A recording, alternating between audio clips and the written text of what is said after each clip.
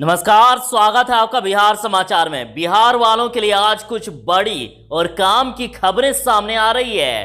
तो आज बिहार की सनसनी और तरोताजा खबरें आपको इस वीडियो में देखने को मिलेगी। तो वीडियो देखने के बाद यदि अच्छा लगे तो इसे एक लाइक अवश्य कर दीजिएगा। आपका लाइक करना ही हमारी मेहनत का फल होता है। खैर, बिहार में रिकवरी रेट बढ़ा है तो इससे थोड़ी सी अच्छी खबर मिल रही है, लेकिन बिहार में लगातार कोरोना संक्रमित मरीजों की संख्या भी बढ़ती जा रही है और आज फिर से 1978 मरीज मिल गए। तो रोजाना हम अभी कुछ दिनों से देख रहे हैं कि लगभग 2000 तक मामले सामने आ रहे हैं और टोटल मरीजों की संख्या बढ़कर 1,44,134 हो गई।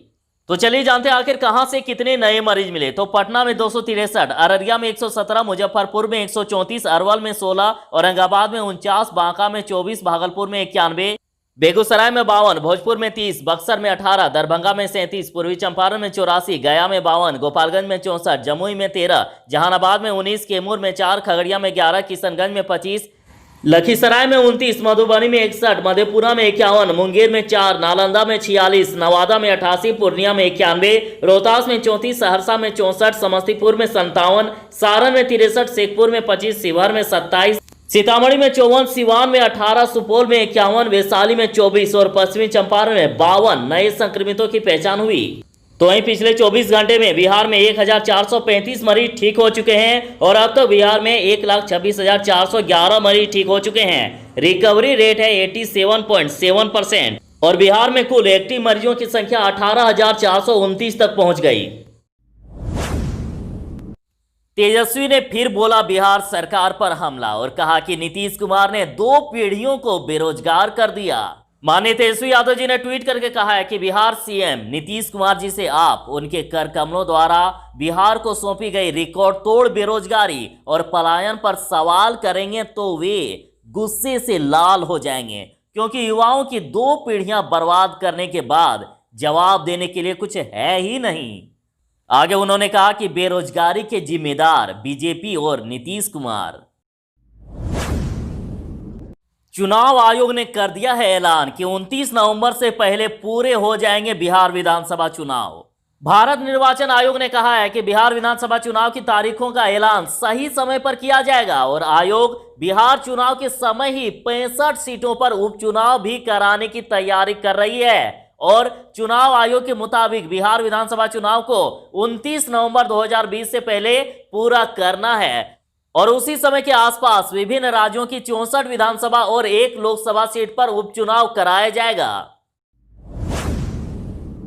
लालू की कृपा पाने को रांची के चक्कर लगा रहे राजद नेता और जदयू ने हेमंत सोरेन से पूछा है क्या कोई सेटिंग है।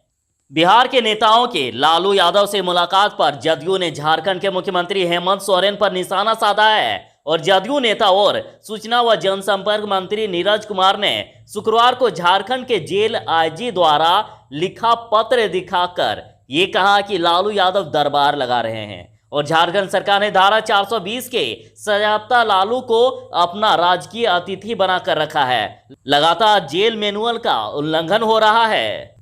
उन्होंने ये कहा है कि बाहरी लोग लालू से मुलाकात कर रहे हैं। हेमंत सोरेन जी, आप मुख्यमंत्री हैं, क्या बिहार विधानसभा चुनाव को लेकर कोई डील हुई है। गुरुवार को भी तेजस्वी यादव ने बेरोजगारी के मसले पर सरकार को कटघरे पर खड़ा करने का प्रयास किया था। उन्होंने आरोप लगाया था कि सरकार ने बिहार को बेरोजगारी का सबसे बड़ा केंद्र बना दिया है, साथ ही अब इस मामले पर बात करने से भी डरती है सरकार। उन्होंने ट्वीट के माध्यम से आरोप लगाया कि सरकार राज्य के युवाओं को भ्रमित कर रही है, नौकरियां छीन ली गई है, पुराने उद्योग धंधे बंद हो गए और एक भी नया कारखाना नहीं खुला और ऐसे में रोजगार का अवसर कहां से पैदा होगा। और ऊपर से सरकार इस मसले पर बात करने की कोशिश करने पर सत्ता में बैठे लोग की पोल खुलने जाए, लिहाजा वह इस मसले पर चर्चा ही नहीं करते।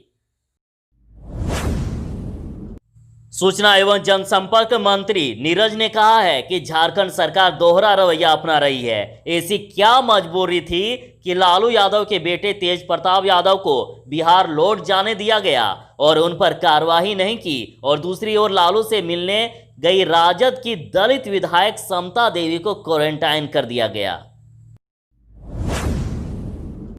कुछ ऐसी भी खबरें आ रही है, देखिए। रेप की जांच करने 10 साल के बाद पहुंची पुलिस और पिता ने हाथ जोड़कर कहा बेटी की शादी हो गई है, बख्श दीजिए अब।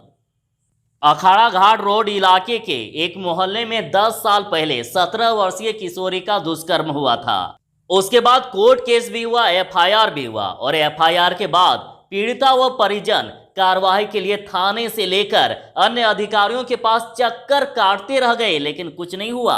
और हालात ऐसे हैं कि 10 साल के बाद पुलिस जाती है इस केस का छानबीन करने के लिए, तो पिता हाथ जोड़कर खड़े हो गए और कहा कि हुजूर बख्श दीजिए अब, और अब हमें न्याय नहीं चाहिए। बेटी की शादी हो चुकी है और इस केस के चक्कर में उसका बसा बसाया परिवार ही उजड़ जाएगा। जो आरोपित था वह भी कब का मोहल्ला छोड़कर जा चुका है। आप किसे गिरफ्तार कीजिएगा, इसलिए अब छोड़ दीजिए।